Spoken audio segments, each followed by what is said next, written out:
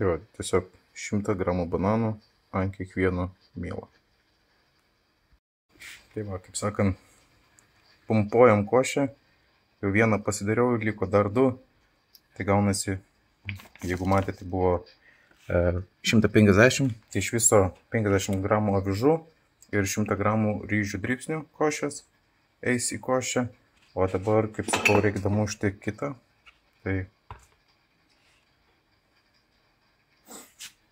reikia čia įsidėti proteino, tai po 30 gramų. Čia gaunasi į košę dedasi 100 gramų tų braškių ir 30 gramų baltymų eina. Op, ko čia yra? Sunku su viena ranka filmuoti ir gaudyti viską. Tai va, žodžiu, 18.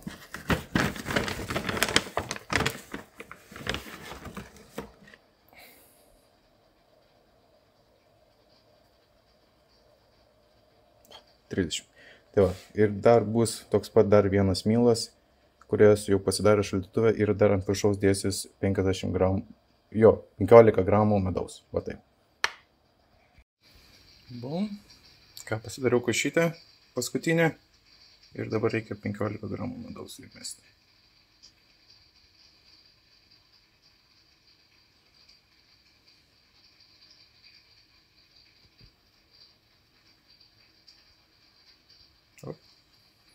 Dar biškį, porą gramų.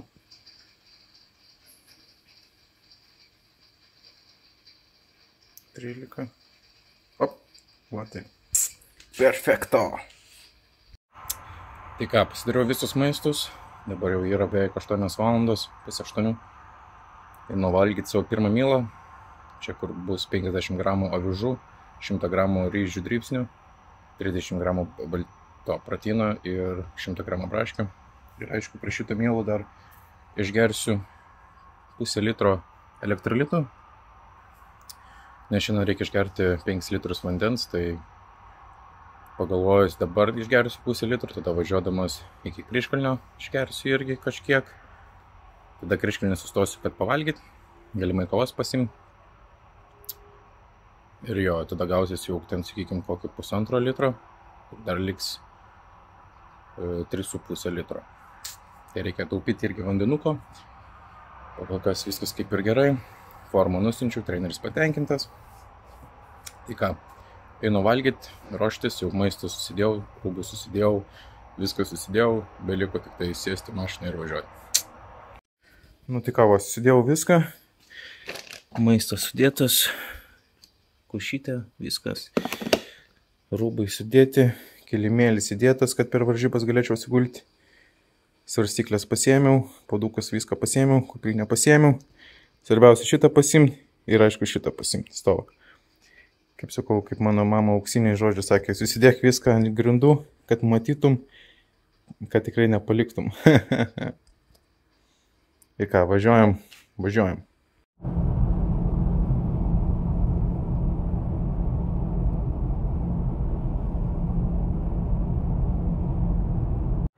Na tai ką, atvažiuoju į Kryžkalnį, kaip sakant, pasimti savo kavutės,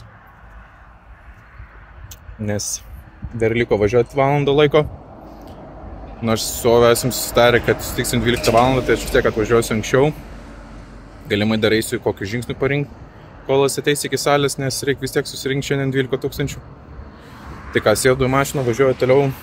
Galimai, kai būsim prie Atoms džimo, reikės pavalgyti jau. Tai va taip.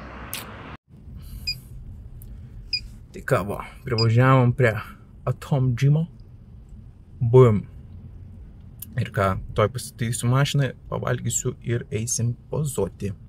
Tai ką, turim 100 gramų vištienos, 100 gramų bananų, 125 gramus ryžių. Basic simple mealas. Tai va, greitai pavalgau viską ir einam pozuoti.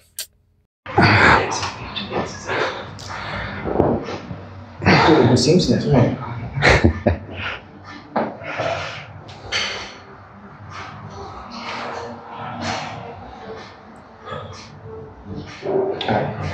No front relax, jo. Quarter turn to the right. Kairę koją į priekį padėk. Va. Quarter turn. Šikna temp. Jam sustipriau. Va šitaip. Krūtinė biškį viršų. Šikna. Va taip. Quarter turn.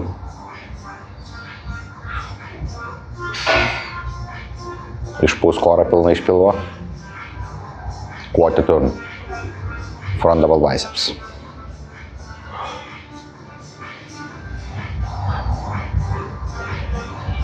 Side chest.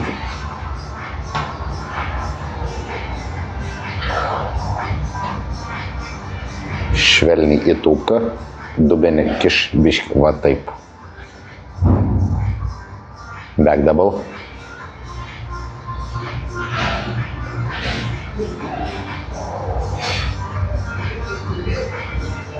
Krūtinę kelk į viršų daugiau.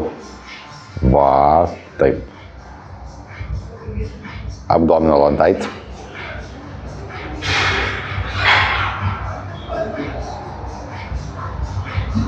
Your favorite classic pose.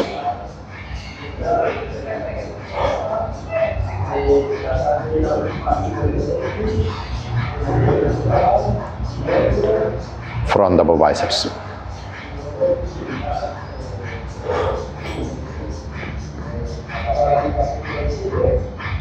Side chest.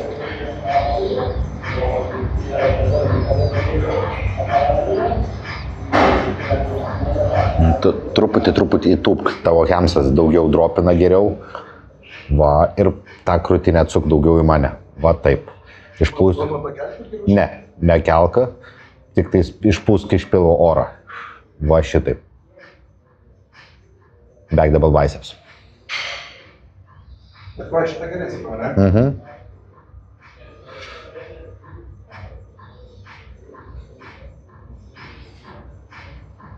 Nepamėsiam su šiknos. Abdominal on tight.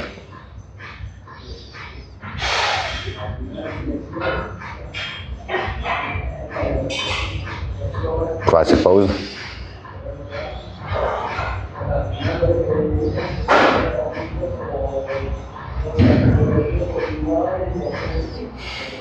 Good. Gerai.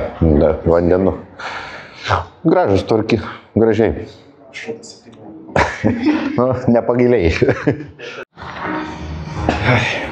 Čiok. Nu tai ką, video. Praėjo porą savaičių, kaip laimėjai pro kortą. 2,5. Kaip jautiesi? Gerai. Trumpai tariant, aišku. Supranti, kad kas vyko, bet suvokti iki galo, dar suvokimas tik tais ateina prie viso to, nes kai tiek metų darai, tiek metų sekėjai, automatiškai, kai tu pasieki, toks gaunasi, o kaip kas toliau. Tai iš tikrųjų tikrai sudėtingai su galvo visą tą priimti, suvokti, kad pagaliau pasiekiau tą tikslą, ko tiek metų siekiau, dirbau ir visą kitą, bet po truputį ateina tas, aišku, dar komanda po savaitės laiko, kuri buvo patvarius pasveikinti visą kitą, kuri irgi dar pridėjo visos tos euforijos, viso tos smagumo ir kartu visą tą vaibą išlaikė ilgiau ir tos emocijos dar, po šiai dienai jos yra, sakykim, ganėtinai aukštai ir iš kitos pusės aš ir pats nesistengiu jų paleisti, aš stengiuosi dar toliau išgyventi visas tas emocijas, tą visą teigiamą poziciją, kas gauta, nes labai lengva iš tikrųjų pasimesti, kad, laimėjau, fainai, smagu, maždaug kas toliau, dar kažkas, bet jeigu tu stengiasi toliau gyventi tom emocijom, kurios yra visapusiškai teigiamos, tai tu gali pakankamai ilgą laiko tarpą tuo mažų dalykų, mažų didelių, kaip čia pažiūrėsi, vienam mažą, kitam daug, tai gali išgyventi pakankamai ilgą laiko tarpą ir mėgautis. Ir, kaip sakykime, kaip ir dabar jau praėjo 2 su virš savaitės. Ir vis tiek, sakau, tos emocijos dar jos yra aukštai ir kiekvieną kartą prisiminus toksai suspaudžia širdį, kad smagu. Tai gerai, pavyzdžiui, sakykime, tu lipai pavasarį, ne? Ir dabar lipai rudenį. koks yra, sakykime, didžiausias pasikeitimas tiek formai ir tiek, psichologiškai, kas pasikeitė nuo pavasario iki rudens? Kaip iš esmės, realiai mano gavosi tas pavasario sezonas, pradėjau startuoti pavasarį, ten balandžio pradžioj, tada paskutinės buvo birželio 1 ir tada buvo 3 mėnesių toksai breikas, bet tas breikas jisai buvo iš niekur nebuvo atitrūkta nei kiek, nes buvo planas, kad ten ir dalyvausiu, nes žinojau, kad neužbaigiau to sezono taip, kaip turėjau užbaigti. Tiesiog gal laikai savę tokį kaip minį, gal pikti, kad žinojai, kad galėjai geriau, bet tas gal nesakykime, įrodyti savo, kad taip, aš geriau rudenį ne tiek kiek pyktis, o kiek suvokimas, kad aš nebaigiau dar darbo padaryti bent jau šiam sezonui. Ir aš žinau, kad man reikia bent jau dar vienų varžybų, kad aš galėčiau užsidėti savo čeką, kad aš padariau šį sezoną viską, ką galėjau ir tada aš išeinu į ofą, nepriklausomai nuo rezultato. Ar tai koksai buvo rezultatas, bet norėjau atnešti maksimaliai geriausią formą, nes vėlgi, kas kiek žino ir visą kitą, tai man užsipykinti yra žiauriai sudėtinga. Mano labai kvailas organizmas, kūnas, jisai labai reaguoja į labai menkus dalykus. Ir labai keistai kartais reaguoja. Ir kaip mano atveju tai yra labai sudėtinga. Ir mini dalykai, sakykime, kaip būtent susimovėm su paskutiniam varžybam, tarkim, Ispanijoje, kurios buvo, tai buvo viskas kaip ir labai gerai. Ir paskutiniam 30 minučių iki scenos, kai prieš pampą visą kitą sumąstėm, kai truputėlį išgerti alkoholio, kad dar sutraukti visą vandenį, išpūsti visą raumenyną. Gavosi, kad tai sukėlė didžiulę alerginę reakciją ir organizmas pradėjo labai stipriai stresuoti ir dėl to aš momentaliai akyse pradėjau plaukti, visas nykti ir visą kitą ir taip toliau, kur tiesiog tokiu greičiu, kaip pradėjo nykti forma, aš pats nesu matęs nei pas nieką. Gerai, mačiau tik tais per live streamą Regan Grimesas, kai buvo vienos iš savo pirmų varžybų šį sezoną, kai su Boss Out of Flow dalyvavo, jisai išėjo ant scenos dar toksai, wow, koks geras, praėjo 2 minutės, 1 ar 2 raundai ir visiškai kardinaliai subirėjo, tai mano situacija buvo labai panaši, kur viskas atrodė pakankamai labai gerai ir tokiu kaip sniego lavina pradėjau įvažiuoti žemyn ir taip tu žiūri ir sekundėm, 10 sekundžių, 20 sekundžių, 30 sekundžių ir vis blogyn. Tai tas tikrai savo davė tokį psichologinį aspektą ir aišku šiek tiek to pykčio sportinio, kad norėjusi dar toliau ir žinau, kad reikia padaryti kitaip šiek tiek visą kitą ir tas ir gavosi. Prie viso to dalyvavau light heavyweight'uose, kas yra iki 90 kg, o jau paskutinį rugpjūčio 31 startavau jau heavyweight'uose, kategorijų iki 102. Tai pas manęs buvo, kad Ispanijoje aš svėriau 89 per svėrimus. Nes turėjai nusimest nemažai. Viską, kad tilpti kategoriją iki 90, tai aš nusidrožėm iki 89 ar 89,5, bijau pameluoti. Kadangi buvau su šortais, tai buvo lygiai 90. Tai jeigu numetus, tai puskelį kokį numeskim, tai buvo 89,5. O Rumunijoje po 3 mėnesių per svėrimus svėriau 95,5. Nes ir matėsi, kad buvo žymiai pilnesnis ir didesnis ir visom. Taip, tai tas kartais ir gaunasi, kad bandydamas prisivesti iki maksimumo, kad nusidrožti iki kaulo, gavosi, kad per didelė auka mano organizmui, mano kūnui ir gavosi, mes tiesiog nebereagavo organizmas taip, kaip jisai turėjo reaguoti ir man reikėjo eiti pilnesniam tiesiog į kitą kategoriją, nebandyti lysti į ją ir atnešėm, o atnešėm tikrai vienareikšmiškai mano geriausią formą, kokia tik galėjo būti. Nors aišku, ant scenos aš užlipau su 93 kg kažkas tokio, nes kadangi mes frontloadinom truputėlį, kitą metodiką taikėm ir po to deplytinom, tai sakykime su tavim, ką panašiai darom irgi šiuo kartu, tai šitas gavosi man labai tiko ir tiesiog kai nuo to čeko pradėjom šiek tiek važiuoti žemyn ir viskas gavosi ko puikiausiai ir realiai iš kategorijos pagal svarstyklės aš buvau kaip ir vienas iš lengviausių.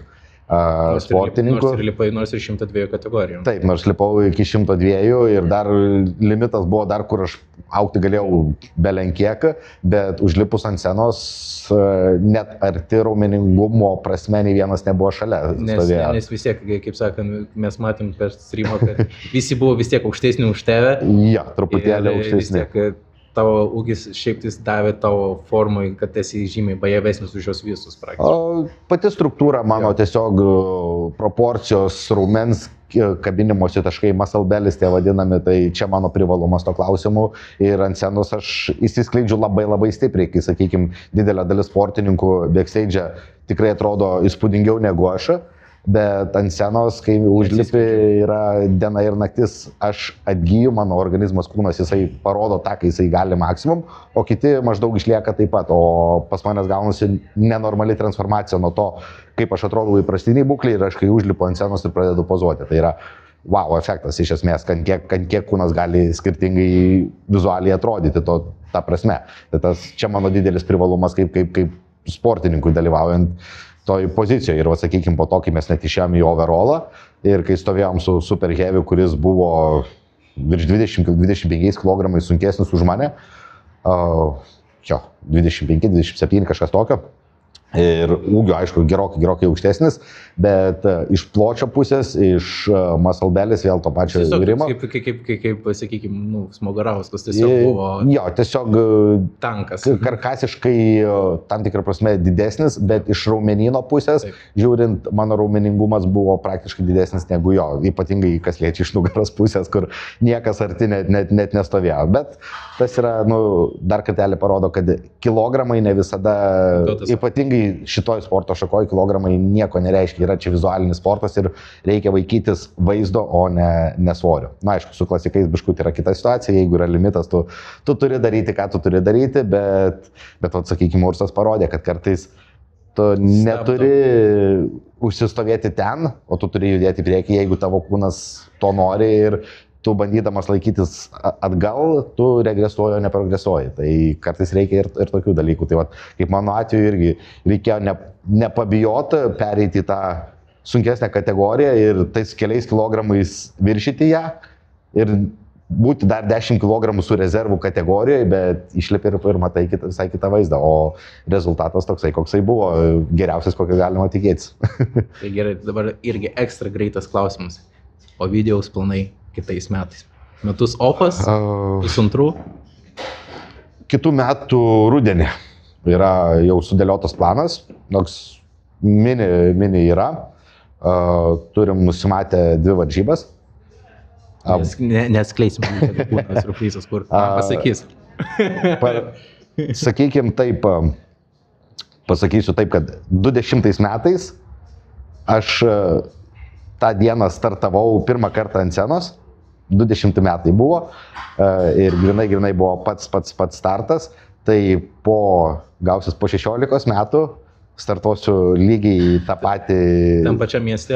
Ne, kita šalis bus, nes tada buvo Slovakijoje, mano pats pirmas startas buvo natūralų varžybos, o dabar bus, galim sakyti, Čekijoje, Evolas Prague bus debiutas, turėtų būti, jeigu niekas nepasikeis.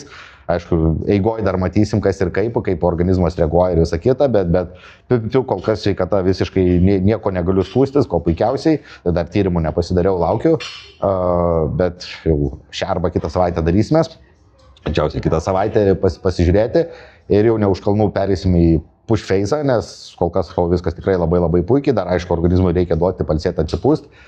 Ir bus toksai paradoksas, kad 20 metais per gimtadienį savo 18 metų lipau ant scenos, tiksliau dieną iki to buvo spalio 24, dabar ateinantį sezoną, tai turėtų būti 26 metais, spalio 25 per gimtadienį jau lipsiu, tai toksai nuo to, kai buvo ant scenos debiutas, vieną dieną į priekį ir bus pro debiutas. O to bus biškiu. Žinai, gimtadienis visą kitą, bet... Žinai, joks jokais, bet aišku, didžiausias, žinai, tikėjimas ir visko bus maksimaliai darimas, kad per gimtadienį pasimt su kvalifikacija į aukščiausią lygį, bet Tai darysim, kaip bus. Bet dabar lygtais pakeitė, ar 212? Kultūrizmui 212, moterų kultūrizmui, figūrai ir women's fizikui paliko tas pačias taisyklės, kur užtenka vienas varžybas laimėti ir tu toliau jau tęsi kelionę, jau tu važiuoji, gauni kvalifikaciją, kitos kategorijos jau joms reikia pasidaužyti kitaip, bet iš kitos pusės paėmus ir žiūrint, varžybų skaičius.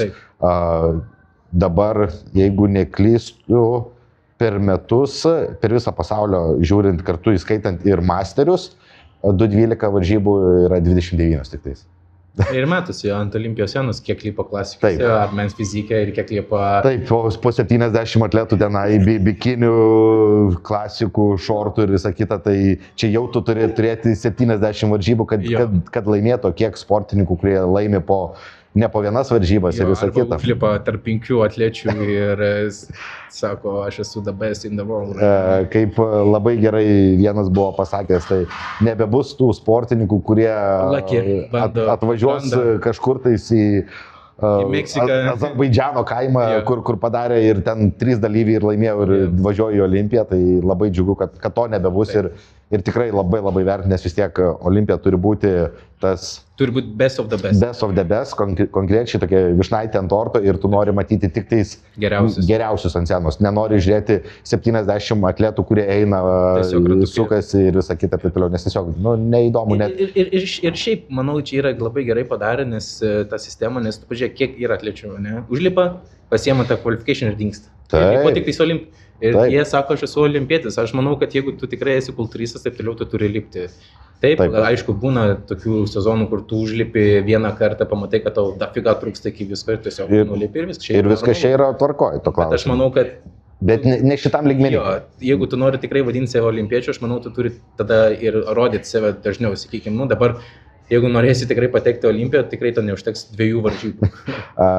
Taip, atsakykim, realiai paprasčiausias dalykas, kad kai atvažiuoja į varžybas ir tikrai būna, kaip sakau, tas yra vadinamas fishinimas, kai ieško ir gaudo paskutinių sezono varžybų, kada bus topų varžybos, važiuoja labai kur atletų būna labai ribotas skaičius ir visa kita, tai užtenka pavyzdžių, turim labai daug sportininkų, kur po 5-6 atletus per kategoriją ir jie gauna kvalifikaciją varyti į Olimpiją ir po to per visus portalus ir visur eina skelbėsi, koks aš puikus atletas esu.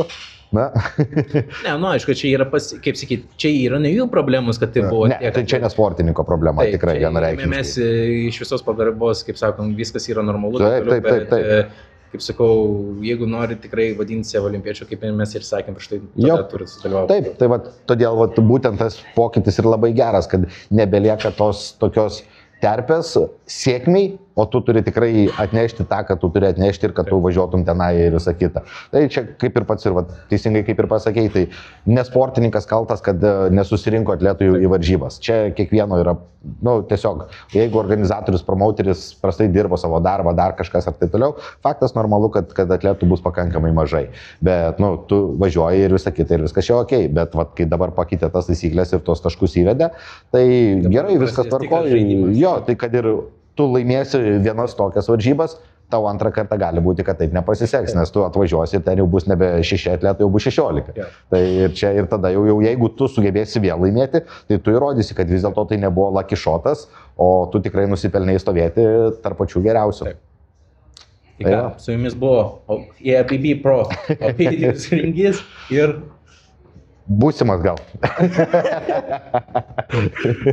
Aš varau į Vilnių, o visi eina sportuoti, aš dar einu valgyti.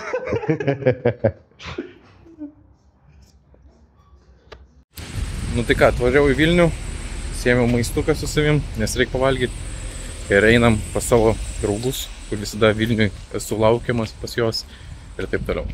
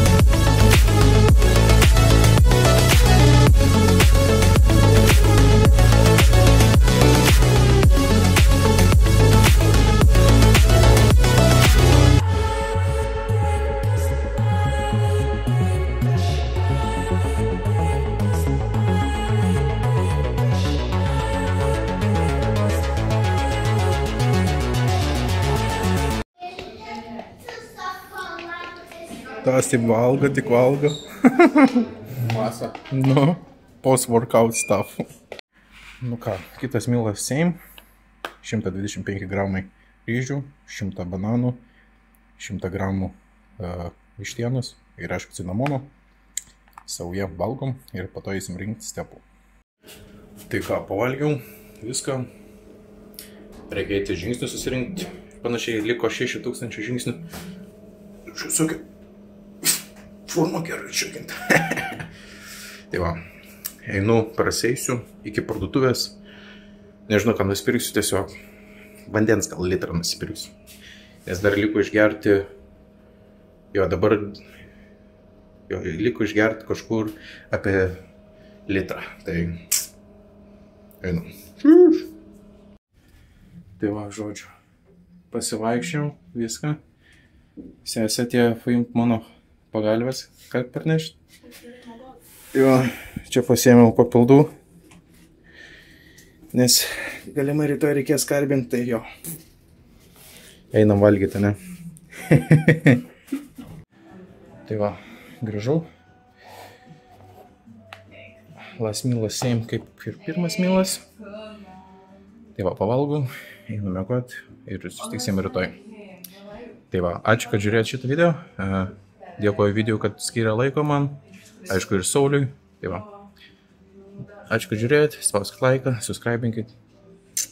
Ir susitiksim rytoj ryte.